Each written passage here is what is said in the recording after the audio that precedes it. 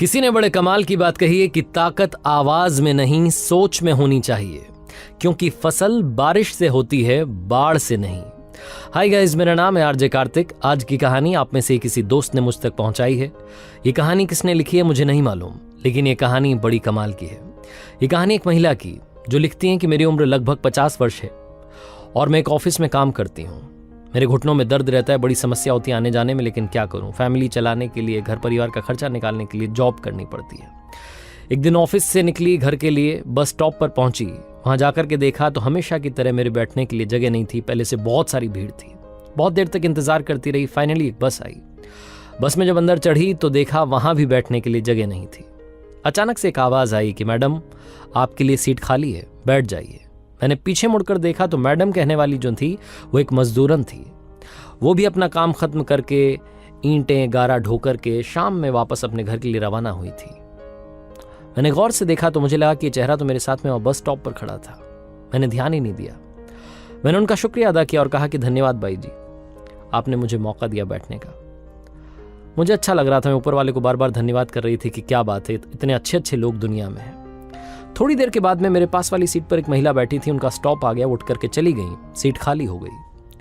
मैंने फिर से उनसे कहा कि बाई जी आकर के बैठ जाइए, लेकिन इस बार वो आकर के नहीं बैठी।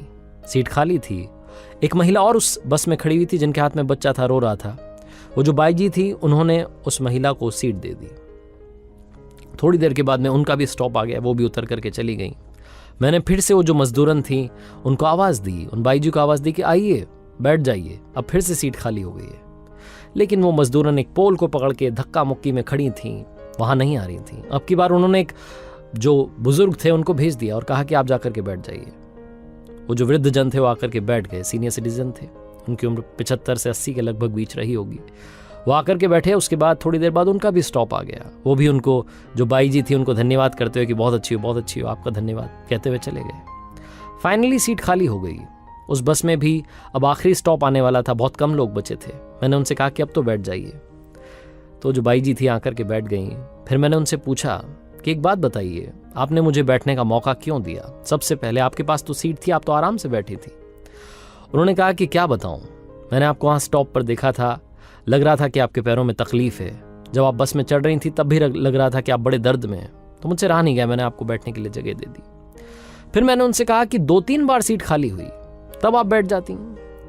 तो जो बाई जी थी उन्होंने कहा कि मैं बाद में बैठ जाती, लेकिन मैंने देखा कि एक बच्चा रो रहा था, उसकी माँ उसको गोद में लेकर के खड़ी थी, मुझसे देखा नहीं गया, मैंने उनको बैठने के लिए जगह दे दी। और उसके बाद में वो वृद्ध जन, वो बुजुर्ग जो कि खड़े थे, वो खड़े रहते और मैं बैठ जाती, अच्छा कैसे लगता। तो मैंने उन्हें बैठने के लिए मौका दिया, मुझे आशीर्वाद दे करके गए। तो मैंने उनसे पूछा कि आप ये रोजाना करती हैं, आज ही कर रही? तो उन्होंने कहा मैं रोजाना करती हूँ।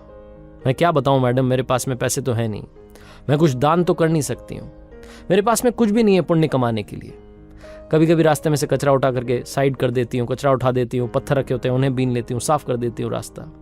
कभी कुछ मेरे पास में होता है खाने के लिए तो जानवरों को दे देती हूँ।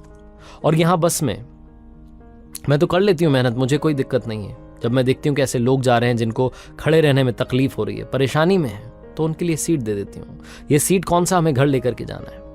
ये छोटी सी यात्रा जिसमें वो कहती हैं कि मैंने काफी कुछ सीखा। और वो जो बाई जी थी जो मजदूरी कर रही थी, उन्होंने मुझे पता नहीं कितना बड़ा लेसन दे दिया। दुनिया में लोग कई बार सोसाइटी के लिए कुछ कर रहे होते हैं, लेकिन दिखावे के लिए कर रहे होते हैं। वो कहती हैं कि वो चुपचाप अपना काम कर रही थी, जितना बन पड़ रहा था, थोड़ा बहुत जो दूसरों के लिए कर सकती थी वो कर रही थी। और उन्होंने मुझे उस दिन सिखाया कि जिंदगी में आपके हाथ में जितना कुछ है, जितना कुछ आपके पास है, अगर आप वो खुशी बांट सकते हैं तो बांटिएगा जरूर। छोटी सी कहानी है, और ये बस जर्नी की कहानी हमें सिखाती है कि लाइफ में हम सबके पास में कुछ ना कुछ है जो हम शेयर कर सकते हैं। चाहे वो आपके पास में पैसा हो, आप किसी की मदद कर सकते हो, या आपके पास में कोई ऐसी चीज़ हो जो आप किसी के साथ बांट सकते हो, आपके पास ज्ञान हो जो आप बांट सकते हो। कई सारे टीचर्स हैं इस दुनिया में जो फ्री में बच्चों को पढ़ा रहे हैं। ऐसे कई सारे लोग हैं जो लगातार अपना काम कर रहे हैं बिना किसी शो ऑफ के। आजकल लोग थोड़ा सा दान करते हैं लेकिन हल्ला बहुत सारा करते हैं। ईमानदारी से अगर आप किसी की मदद करेंगे तो अपने आप ऊपर वाला आपकी मदद करेगा, क्योंकि आपको भी नहीं मालूम चलेगा कि कब ऊपर वाला बनकर आपके पास इंसान के रूप में आ जाएगा। आरजे कार्तिक बस ये कहना चाहता है, मदद करते चलिए, मुस्कान बांटते चलिए। ज्ञान तो सभी के पास है। कर दिखाओ कुछ ऐसा कि दुनिया करना चाहे आपके जैसा। और हाँ, हर सोमवार सुबह 9:30 बजे मेरे YouTube चैनल पर, Facebook पेज पर, Instagram हैंडल पर देखिए एक नई कहानी।